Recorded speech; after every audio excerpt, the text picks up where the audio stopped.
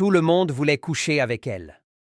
Pas parce qu'elle était simplement belle, mais parce qu'elle dégageait quelque chose d'intouchable, une force qui faisait peur autant qu'elle fascinait. Hawa n'était pas née dans le luxe.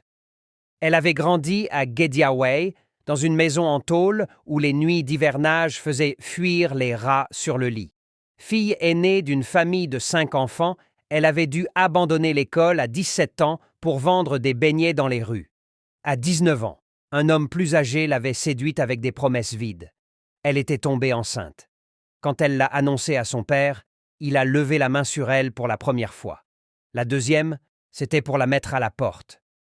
Son bébé est mort à la naissance. Elle a choisi de vivre autrement, de ne plus jamais quémander. La rue l'a formée, mais Fatou l'a sauvée. C'était une ancienne prostituée qui, malgré les années, gardait un respect dur pour celle qui savait s'imposer. Elle lui a appris les règles, ne jamais sortir sans préservatif, ne jamais ramener un homme chez soi, toujours garder un deuxième téléphone.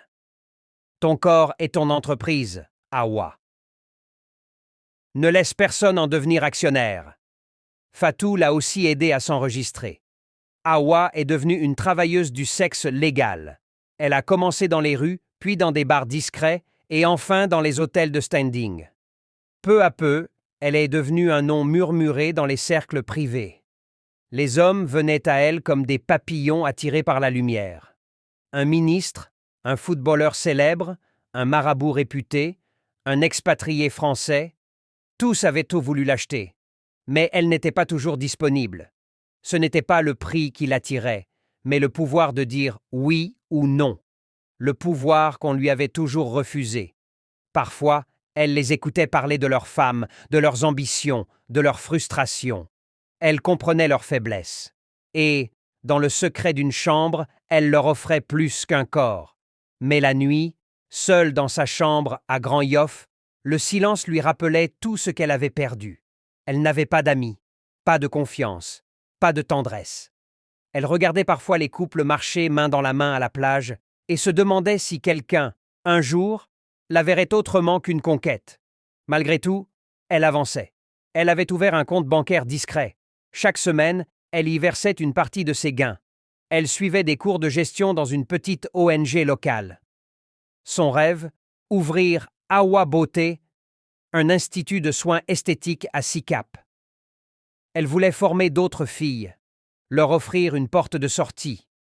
Elle voulait que son nom ne soit plus murmuré dans les bars, mais affiché fièrement sur une vitrine propre.